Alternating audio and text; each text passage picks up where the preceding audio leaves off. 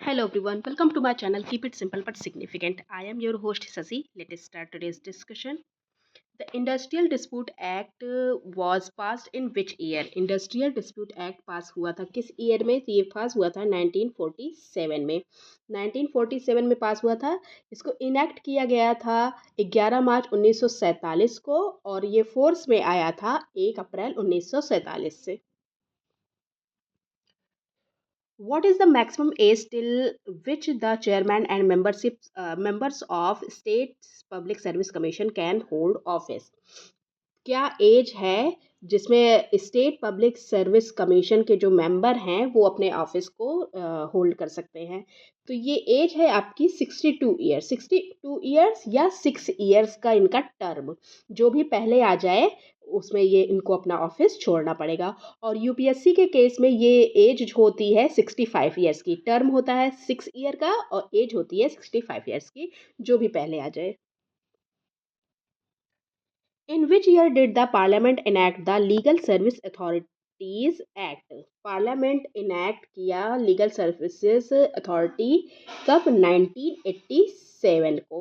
Okay, 1987 को किया था। और ये फोर्स में आया था 9 नवंबर 1995 से। इसके द्वारा ऐसा किया गया कि किसी व्यक्ति को फ्री लीगल एड मिल सके, वीकर सेक्शन को, और सोसाइटी को इस्टेब्लिश किया जाए on the basis of equal opportunity.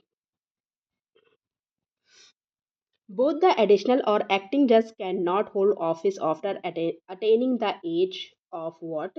तो एडिशनल और एक्टिंग जज जो हैं वो कितने एज के बाद ऑफिस को होल्ड नहीं कर सकते? तो ये एज है आपकी, एज है 62। Okay, next question.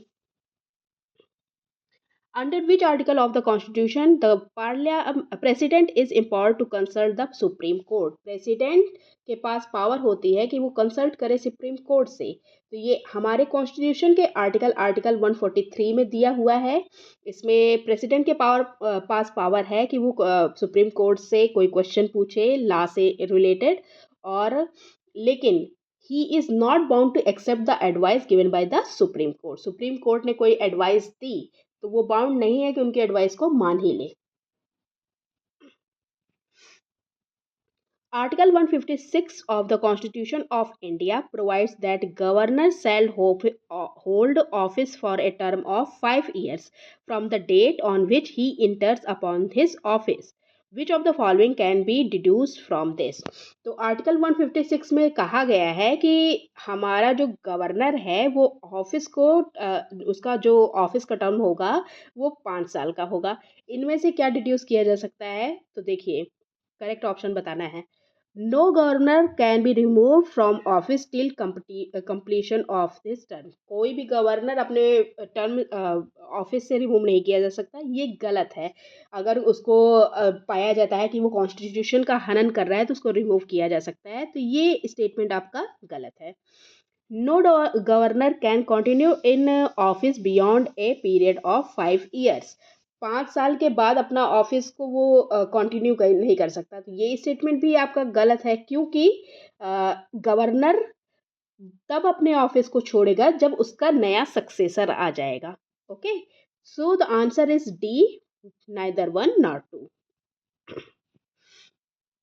Which among the following acts incorporated 11th fundamental duty in Indian constitution? तो कौन सा एक्ट आया था जिसने 11th फंडामेंटल ड्यूटी को कॉन्स्टिट्यूशन में लाया था? तो ये था आपका 86th amendment act. 86th amendment act ने हमारे कॉन्स्टिट्यूशन में जोड़ा था आर्टिकल 51A, और फंडामेंटल ड्यूटी में 11th फंडामेंटल ड्यूटी को भी ऐड किया था। Okay,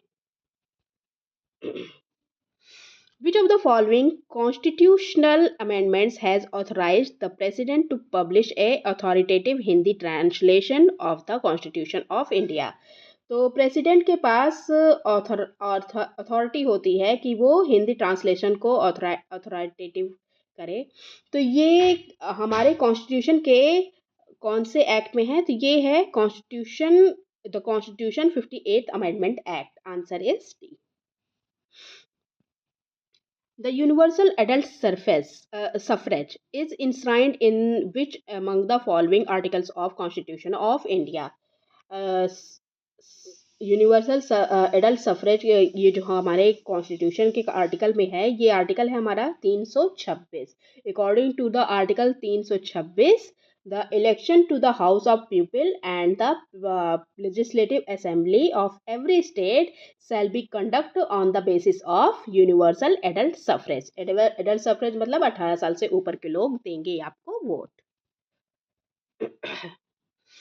The Council of Ministers shall be collectively responsible to the House of Pupil, which article state that। तो जो काउंसिल ऑफ मिनिस्टर हैं वो कलेक्टिवली रिस्पॉन्सिबल होंगे हाउस ऑफ पीपल को। हाउस ऑफ पीपल मतलब लोकसभा। तो ये हमारे कॉन्स्टिट्यूशन के आर्टिकल 75 क्लॉज 3 में दिया गया है। Answer is D. That's all for today. If you like my video, please do like, comment, share and subscribe. Thank you.